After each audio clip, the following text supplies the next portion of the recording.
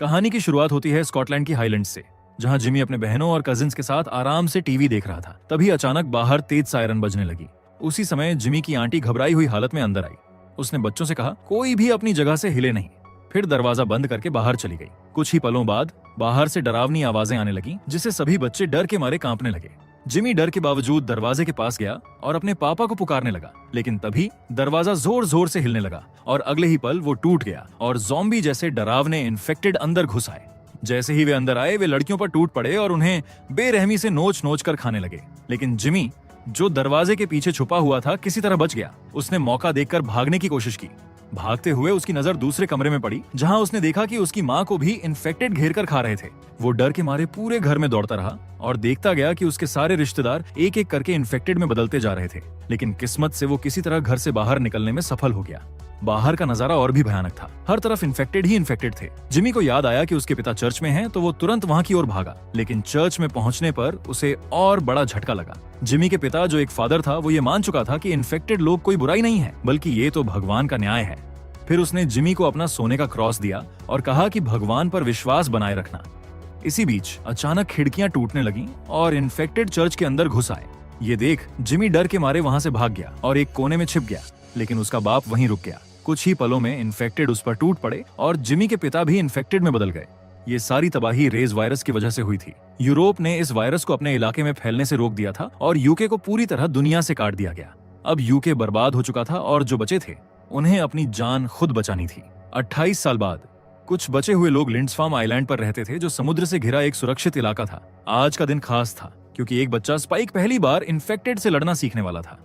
उसका पिता जिमी रोज की तरह सुबह नाश्ता बना रहा था, लेकिन तभी उसकी बीमार पत्नी ईसा के गिरने की आवाज आई।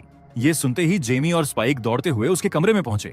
जब ईसा को पता चला कि स्पाइक आज पहली बार ट्रेनिंग पर जाएगा, तो वो घबरा गई और गुस्सा करने लगी।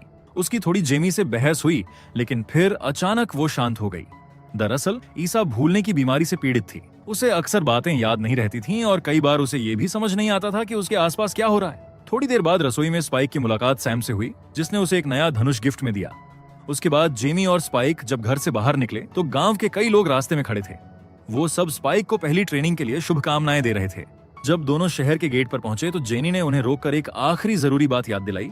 जो बाहर जाता है वो अगर खुद लौट आए तो ठीक है, लेकिन अगर कोई वापस ना आए तो उसे ढूंढने कोई नहीं जाएगा। हम पहले ही बहुत लोगों को खो चुके हैं। फिर जेमी और स्पाइक आगे बढ़े और एक पतला रास्ता पार करके मुख्य जमीन पर पहुंचे। रास्ते में जेमी पुराने जमाने की बातें करता रहा। इसके बाद वे दोनों एक पुल पार करके जंगल में दाखिल हुए। अब दोनों पूरी तरह सतर्क थे। थोड़ी ही देर में उन्हें एक इन्फेक्टेड दिखाई दिया, जो जमीन पर रेंग रहा था। स्पाइक ने ध्यान से उसको देखा और जैसे ही उसे सही मौका मिला, उसने धनुष से तीर चलाया। तीर सीधा जाकर इन्फेक्टेड की गर्दन में लगा और वो तुरंत वहीं मर गया। तभी पीछे से एक और इन्फेक्टेड आ गया, जिसे जेमी ने तुरंत तीर मारकर खत्म कर दिया। लेकिन अब शोर सुनकर और भी इन्फेक्टेड वहां पहुंचने लगे। जेमी ने एक और को मार गिराया, लेकिन जब एक आखिरी इन्फेक्टेड रह गया, तो स्पाइक ने उसे छोड़ देने को कहा। जेमी को अपने बेटे की दया देखकर उस पर गर्व हुआ। इसके बाद दोनों जंगल में आगे बढ़ते गए। रास्ते में उन्होंने कुछ खूबसूरत जानवर देखे। थोड़ी दूर जाने पर उन्हें एक सुनसान घर दिखा। वहां एक इन्फेक्टेड उल्टा लटका हुआ था। उसके सिर पर बोरी पड़ी थी और पीठ पर कुछ शब्द खुदे हुए थे। जेमी ने अंदाजा लगाया कि शायद किसी ने उसे इंसान के रूप में पकड़कर यहाँ छोड़ दिया था, लेकिन अब वो भी इन्फेक्टेड बन चुका था। जेमी ने स्पाइक से कहा कि अब वक्त है, तुझे इसे मारना होगा। लेकिन वो इन्फेक्टेड झटपटा रहा था और स्पाइक डर के मारे तीर नहीं चला पाया। अचानक इन्फेक्टेड खुद को छुड़ाकर उनके तरफ बढ़ा। डर के मारे स्पाइक ने झट से तीर चलाया। तीर सीधा उसके सिर में जा लगा और वो वहीं ढेर हो गया। इसके बाद दोनों आगे बढ़े। रास्ते में उन्हें एक जानवर का आधा खाया हुआ शव मिला। जब स्पाइक ने ऊपर देखा, तो जानवर का सिर एक पेड़ में अटकी हुई थी। ये देखकर जेमी पहली बार डरा, क्योंकि ऐसा काम सिर्फ अल्फा इन्फेक्टेड ही कर सकता था। जेमी ने स्पाइक से कहा कि वो बिना आवाज किए तेज चले। थोड़ी देर बाद जब वे खुली जमीन पर पहुंचे, तो उन्हें एक पूरी भीड़ दिखाई दी। इन्फेक्टेड और उनके बीच उनका अल्फा लीडर भी मौजूद था। ये देखते ही दोनों भागकर वापस जंगल की तरफ दौड़े। भागते हुए भी जेमी स्पाइक को ट्रेनिंग देता रहा। उसने उसे सिखाया कि दौड़ते हुए कैसे तीर चलाना है और कहां वार करना है। फिर दोनों उस सुनसान घर की ओर वापस भागे और जो भी इन्फेक्टेड पीछा कर रहे थे उन पर तीर चलाते गए। घर पहुंचकर उन्हें एक अटक का रास्ता मिला। दोनों अंदर चढ़ गए, इससे पहले कि इन्फेक्टेड उन्हें देख पाते।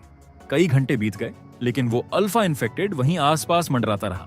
जेमी ने स्पाइक को समझाया कि अल्फा इन्फेक्टेड ज्यादा बड़े, तेज और चालाक होते हैं और उन्हें मारने के लिए बहुत सारे तीर लगते हैं।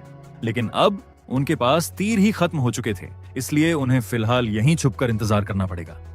रात के बीच में उन्होंने बाहर एक आदमी को रोशनी के साथ चलते देखा। जेमी ने बताया कि वो क्वारंटीन पेट्रोल वाले लोग हैं। दूसरी तरफ उन्होंने आग जलती देखी, लेकिन जब स्पाइक ने उसके बारे में पूछा तो जेमी ने बात टाल दी। रात में जब स्पाइक सो गया तो उसे एक अजीब सपना आया। उसकी माँ डूब रही थी और उसके चारों तरफ की दीवारें हिल रही थीं। तभी जेमी ने उसे जगा दिया, क्योंकि सच में घर हिलने लगा था। दोनों तुरंत बाहर भागे और वक्त रहते निकल गए, क्योंकि अगले ही पल छत गिर गई। जेमी जानता था कि उस आवाज से इन्फेक्टेड जरूर आ जाएंगे, इसलिए वो स्पाइक के साथ तेजी से घर की ओर भागा। रास्ता पानी से ढक चुका था, लेकिन पानी ज्यादा गहरा नहीं था, इसलिए वे आसानी से पार कर सकते थे। उन्हें लगा कि अब वे बच गए हैं, लेकिन तभी पहाड़ की चोटी पर अल्फा इन्फेक्टेड दिखाई दिया और वो तेजी से उनकी तरफ दौड़ने लगा। उन्हें ये एहसास ही नहीं हुआ कि खतरा अब भी उनके पीछे था। जैसे ही अल्फा इन्फेक्टेड उन्हें पकड़ने के लिए दौड़ा, अचानक कई चमगादड़ वहां से उड़ते हुए गुजरे। उन्हीं की आवाज से जेमी और स्पाइक को खतरे का एहसास हुआ। दोनों ने पीछे मुड़कर देखा। अल्फा इन्फेक्टेड तेजी से उनकी तरफ बढ़ रहा था। वे बिना वक्त गवाए दौड़ने लगे, लेकिन भागते भागते स्पाइक एक गड्ढे में गिर गया। जेमी ने फौरन उसे उठाया और दोनों फिर से दौड़ पड़े। घर पास आ चुका था, इसलिए जेमी ने जोर से चिल्लाया और सीटी बजाकर गेट पर मौजूद गार्ड्स को सतर्क किया। गार्ड्स ने तुरंत लाइट्स ऑन की ताकि अल्फा इन्फेक्टेड को देखा जा सके। उन्होंने उस पर तीर चलाए। पहला तीर लगते ही वो थोड़ा लड़खड़ाया, लेकिन फिर से संभल गया। इसके बाद अगला तीर आग में भिगोकर चलाया गया। इस बार वो सीधा जमीन पर गिर पड़ा। जेमी और स्पाइक भागते हुए जैसे तैसे गेट तक पहुंच गए। जेनी ने पहले कुछ सेकंड तक उन्हें गौर से देखा, ये देखने के लिए कि कहीं वे इन्फेक्टेड तो नहीं है। जब उसे यकीन हो गया, तब जाकर उसने गेट खोल दिया। बाद में एक पार्टी रखी गई, जिसमें स्पाइक की वापसी और उसके पहले शिकार की खुशी में जश्न मनाया। जेमी ने सबको पूरी कहानी सुनाई, लेकिन स्पाइक को इतने खून खराबे का जश्न मनाना अजीब लग रहा था। फिर सबने स्पाइक को कुर्सी पर उठाया और उसे पहली बार पीने के लिए भी दिया। भीड़ और शोर से परेशान होकर स्पाइक बाहर चला गया। वहां जाकर उसने उल्टी कर दी। तभी उसने देखा उसका पिता जेमी एक और औरत के साथ छुपकर मिल रहा था। ये देखकर स्पाइक का दिल टूट गया। वो चुपचाप घर लौट आया, जहां सैम ईसा की देखभाल कर रहा था। स्पाइक ने उसे पूरी कहानी बताई और उस आग के बारे में पूछा जो उसने जंगल में देखी थी। सैम ने कहा कि शायद वो डॉक्टर केल्सन रहा होगा। अगली सुबह ईसा सिर दर्द के साथ उठी और दवा मांगी, लेकिन स्पाइक को ये नहीं पता था कि दवा कहाँ रखी है। तभी जेमी कमरे में आया, लेकिन स्पाइक उसे देखना तक नहीं चाहता था और वो चुपचाप वहां से बाहर चला गया। कुछ देर बाद स्पाइक ने हिम्मत जुटाकर जेमी से पूछा कि उसने डॉक्टर केल्सन को ईसा को देखने के लिए क्यों नहीं बुलाया। जेमी ने गहरी सांस ली और बताया कि केल्सन अब पागल हो चुका है। फिर उसने वो घटना सुनाई जो 15 साल पहले हुई थी, जब वो कुछ खोजियों के साथ केल्सन को ढूंढने गया था। वहां हजारों लाशें एक सीध में सजाई हुई थीं और उनके बीच एक बड़ी सी आग जल रही थी। तभी डॉक्टर केल्सन खुद आया और उन लाशों को आग में डालने लगा। उसने दूर से ग्रुप को देखकर हाथ भी हिलाया, लेकिन वो नजारा इतना डरावना था कि सभी वहां से भाग खड़े हुए। ये सब सुने के बाद भी स्पाइक चुप नहीं रहा। उसने गुस्से में कहा कि चाहे डॉक्टर केल्सन कितना भी पागल क्यों ना हो, ईसा को उसकी मदद की जरूरत है, और फिर अपने पिता के अफेयर की बात छेड़ी। ये सुनते ही जेमी ने गुस्से में उसे थप्पड़ मार दिया, लेकिन उसे तुरंत पछतावा भी हुआ। स्पाइक कुछ बोले बिना सीधा ऊपर चला गया और अपनी माँ के पास बैठ गया। जब जेमी पीछे पीछे गया तो स्पाइक ने चाकू निकाल लिया और कहा, हमसे दूर रहो। जेमी ने आसानी से चाकू ले लिया, लेकिन मामला ना बिगड़े इसलिए उसने चाकू वापस उसे दे दिया और वहां से चला गया। कुछ देर बाद स्पाइक ने एक अनाज का गोदाम में आग लगा दी। फिर भागकर गार्ड्स के पास गया और कहा, गांव में आग लग गई है। गार्ड्स भाग गए। जैसे ही सब चले गए, स्पाइक ईसा को लेकर गेट से बाहर निकल गया। उसका इरादा साफ था, वो अपनी माँ को बचाने के लिए उसे डॉक्टर के पास ले जाना चाहता था। ईसा को जैसे ही समझ आया कि वे मेनलैंड की तरफ जा रहे हैं, वो घबरा गई और बार बार जेमी और अपने पिता को पुकारने लगी, लेकिन स्पाइक ने उसे समझाकर किसी तरह शांत कर दिया। दोनों पूरा दिन चलते रहे और रात में एक पुरानी इमारत में रुक गए। थोड़ी देर के बाद स्पाइक ने उसे सुला दिया और खुद पहरा देने बैठ गया, लेकिन वो थक चुका था, इसलिए थोड़ी देर में उसे भी नींद आ गई। उसी वक्त एक इन्फेक्टेड बिल्डिंग में घुस आया। उसने स्पाइक के जूतों को चबाने की कोशिश की, लेकिन जब उसे समझ आया कि ये कीड़े नहीं हैं, तो उसने उन्हें थूक दिया। फिर वो धीरे धीरे स्पाइक के चेहरे के पास आया और जैसे ही वो उसे काटने वाला था, किसी ने उसे पीछे खींच लिया। सुबह जब स्पाइक की नींद खुली तो उसे लगा कि उसने सिर्फ कोई बुरा सपना देखा है, लेकिन पास ही इन्फेक्टेड की लाश पड़ी थी। ईसा ने कहा कि उसे कुछ याद नहीं, लेकिन फ्लैशबैक में दिखाया गया कि ईसा ने उसकी खोपड़ी एक मूर्ति पर मारकर कुचल दी थी।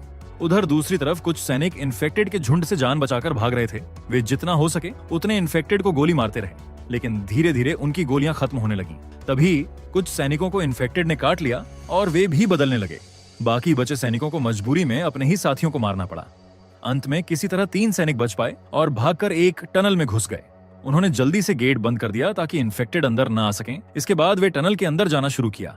तभी एक अल्फा उन पर टूट पड़ा। उसने एक सैनिक का सिर और रीढ़ की हड्डी एक साथ तोड़ दी और उसी हड्डी से दूसरे सैनिक को भी गिरा दिया। तीसरा सैनिक ये सब देखकर घबरा गया और जैसे तैसे टनल से भाग निकला। इधर स्पाइक और ईसा अपना सफर जारी रखे हुए थे। ईसा को बार बार भ्रम होने लगा था और वो कभी कभी स्पाइक को ही अपना पापा समझने लगती थी। तभी उसकी नाक से खून बहने लगा और खून की गंध से एक इन्फेक्टेड वहां आ गया। स्पाइक ने बिना देर किए तीर चलाकर उसे मार डाला। फिर और इन्फेक्टेड वहां पहुंचने लगे तो दोनों भाग खड़े हुए। स्पाइक ने तीर चलाते हुए उनका पीछा करने वालों को रोका। आखिर में वे दोनों एक पुराने गैस स्टेशन तक पहुंच गए। अंदर जाने के लिए उन्होंने मिलकर दरवाजा खोला, लेकिन जैसे ही अंदर घुसे उन्हें वहां गैस की तेज गंध महसूस हुई और सांस लेना मुश्किल हो गया। इतने में कुछ इन्फेक्टेड भी उनके पीछे अंदर घुस आए, जिसे स्पाइक और ईसा को फिर से भागना पड़ा। स्पाइक ने कुछ चीजें उठाकर इन्फेक्टेड पर फेंकी, लेकिन इन्फेक्टेड की संख्या बहुत ज्यादा थी और उन्होंने दोनों को चारों तरफ से घेर लिया। तभी ऊपर की छत में एक हैच खुला और एक सैनिक एरिक ने नीचे झांकते हुए कहा, जल्दी से कहीं छुप जाओ। फिर एरिक ने इन्फेक्टेड पर गोलियां चलाईं। गोलियों की वजह से एक जोरदार धमाका हुआ। आग की लपटों में सारे इन्फेक्टेड जलकर मर गए। ईसा और स्पाइक ने समय रहते सही जगह छिपकर अपनी जान बचा ली। जैसे ही माहौल शांत हुआ, दोनों बाहर निकल आए। बाहर आते ही ईसा को तेज सिर दर्द होने लगा और उसने उल्टी कर दी। तभी एरिक उनके पास आया और स्पाइक से आगे का रास्ता पूछा, लेकिन जब स्पाइक कुछ नहीं बता पाया तो एरिक घबरा गया। आखिर में उसने तय किया कि वो उनके साथ चलेगा और सफर के दौरान ईसा को गोद में उठाकर चलने की भी जिम्मेदारी ले ली। कुछ घंटों बाद तीनों ने थोड़ा आराम किया। एरिक ने अपने फोन से सिग्नल देखने की कोशिश की, लेकिन नेटवर्क नहीं था। स्पाइक ने पहले कभी फोन नहीं देखा था, तो एरिक ने उसे बताया कि फोन कैसे चलता है और अपनी गर्लफ्रेंड की फोटो भी दिखाई। तभी फोन की बैटरी खत्म हो गई और गुस्से में एरिक ने फोन फेंक दिया। फिर तीनों फिर से चल पड़े। रास्ते में ईसा को कोई आवाज सुनाई दी और वो अकेली ही उस तरफ बढ़ गई। थोड़ी दूर उसे एक पुरानी ट्रेन दिखी। ट्रेन के अंदर जाकर उसने देखा कि वहां एक इन्फेक्टेड महिला प्रेग्नेंट हालत में पड़ी थी। शुरुआत में वो महिला गुस्से में थी, लेकिन ईसा ने दिखाया कि वो कोई नुकसान नहीं पहुंचाएगी और उसकी डिलीवरी में मदद करने लगी। थोड़ी देर में स्पाइक और एरिक वहां पहुंचे। ईसा ने स्पाइक से नाल काटने को कहा और फिर पानी से बच्चे को साफ किया, लेकिन जैसे ही वो महिला जोर से दहाड़ी और आगे बढ़ी, एरिक ने उसे गोली मार दी। इसके बाद एरिक बच्चे को भी मारना चाहता था, लेकिन ईसा और स्पाइक ने उसे रोक लिया और कहा कि बच्चा पूरी तरह इंसान है। उसी समय छत से एक इन्फेक्टेड का हाथ नीचे आया और एरिक को पकड़कर ऊपर खींच लिया। थोड़ी देर बाद वहीं इन्फेक्टेड ट्रेन के अंदर कूदा। ये कोई आम इन्फेक्टेड नहीं था, बल्कि एक अल्फा था। जैसे ही उसने मरी हुई इन्फेक्टेड महिला को देखा, वो गुस्से से आग बबूला हो गया और उनका पीछा करने लगा। स्पाइक ने उसे रोकने के लिए लगातार तीर चलाए। तीर से अल्फा को ज्यादा नुकसान नहीं हुआ, लेकिन उसकी रफ्तार थोड़ी धीमी जरूर हो गई। जैसे ही स्पाइक, ईसा और बच्चा ट्रेन से बाहर निकले, अल्फा भी उनके पीछे कूद पड़ा। लेकिन उसी वक्त डॉक्टर केल्सन वहां पहुंच गया और उसने अल्फा को एक नींद की दवा वाला डांट मारकर बेहोश कर दिया। फिर डॉक्टर केल्सन ने अपना परिचय दिया।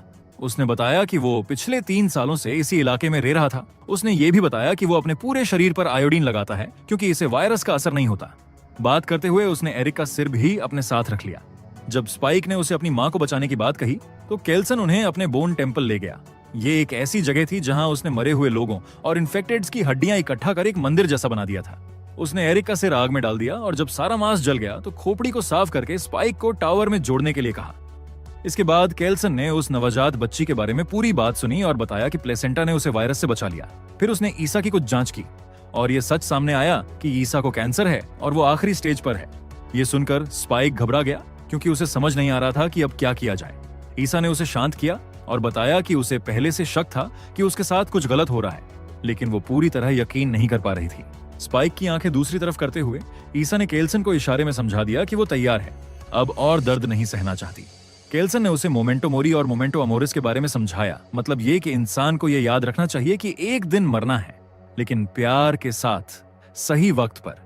ईसा ने बच्चे को स्पाइक की बाहों में दिया और फिर डॉक्टर केल्सन के साथ जंगल की तरफ चली गई, जहां डॉक्टर ने उसे शांति से मौत दी। स्पाइक बैठा रहा और अपनी मां के साथ बिताए हुए खुशहाल पलों को याद करता रहा। थोड़ी देर बाद केल्सन वापस आया, ईसा की साफ की हुई खोपड़ी लेकर। स्पाइक ने बच्चे को डॉक्टर के हवाले किया और फिर हड्डियों के टावर पर चढ़कर ईसा की खोपड़ी को सबसे ऊपर रख दिया। उस वक्त सूरज उग रहा था और आसमान सुनहरा हो गया था। तभी एक अल्फा दौड़ता हुआ मैदान में आ गया। केल्सन ने बच्चों को बचाने के लिए उन्हें एक छुपे हुए गड्ढे में धकेल दिया, जिसे उसने खास तौर पर बनाया था। अल्फा ने उन्हें ढूंढ लिया और ढक्कन को हटाने की कोशिश की, लेकिन हिला नहीं पाया और चला गया। सभी को लगा कि अब वे सुरक्षित हैं, लेकिन तभी अल्फा वापस आया, लकड़ी तोड़कर अंदर घुसा और केल्सन को पकड़ लिया। फिर वो उसका गला दबाने लगा। ये देख स्पाइक ने तुरंत डॉक्टर की एक नींद की दवा वाली सुई उठाई और अल्फा के हाथ में चुभो दी, जिसे अल्फा वहीं गिर पड़ा। इसके बाद स्पाइक एक टोकरी में बच्चे को लेकर शहर की ओर निकल पड़ा। उसने बच्चे का नाम ईसा रखा और उसे एक चिट्ठी के साथ शहर के गेट के बाहर छोड़ दिया, ताकि जेनी उसे ढूंढ सके। चिट्ठी जैमी के पास पहुंची। उसने पढ़ा कि स्पाइक अब कहीं दूर चला गया है और नहीं चाहता कि उसे कोई ढूंढे। चिट्ठी में यह भी लिखा था कि डॉक्टर केल्सन पागल नहीं है और बच्चा पूरी तरह सुरक्षित है। जेमी बहुत परेशान हो गया और अपने बेटे को ढूंढने के लिए शहर से बाहर निकल गया, लेकिन पानी का बहाव तेज था और वो ज्यादा दूर नहीं जा पाया। 28 दिन बाद स्पाइक मुख्य जमीन पर घूम रहा था और जानवरों का शिकार करके जिंदा था। तभी एक इन्फेक्टेड उसकी तरफ बढ़ा, लेकिन स्पाइक ने बिना घबराए एक ही तीर से उसे मार गिराया। थोड़ी देर बाद और इन्फेक्टेड आने लगे तो स्पाइक को भागना पड़ा। रास्ता एक बड़ी चट्टान से बंद था, लेकिन वहां बस एक ही इन्फेक्टेड पहुंचा, जिसे स्पाइक ने फिर से मार दिया। तभी पीछे से किसी ने आवाज निकाली। स्पाइक ने पलटकर देखा, ये बड़ा हो चुका जिमी था, जिसने अब भी अपने पापा का क्रॉस पहना हुआ था। जिमी ने स्पाइक की ताकत देखकर कहा, तू कमाल का लड़का है। इसके बाद उसने उसे अपनी टीम से मिलवाया। तभी कुछ और इन्फेक्टेड आ गए और पूरी टीम एक साथ दीवार से नीचे कूद पड़ी। साथ मिलकर उन्होंने सभी ज़ॉम्बीज़ को मिनटों में मार गिराया। लड़ते हुए वे सब हंस रहे थे, जैसे ये खून खराबा उनके लिए एक खेल हो। अंत में जिमी ने जोश में कहा, हमें दोस्त बन जाना चाहिए, और यहीं पर यह फिल्म खत्म हो जाती है। अगर आपको ये कहानी पसंद आई हो तो वीडियो को लाइक करें और अपने विचार कमेंट में जरूर बताएं। ऐसी ही और मजेदार और अनोखी कहानियों के लिए चैनल को सब्सक्राइब करना ना भूलें।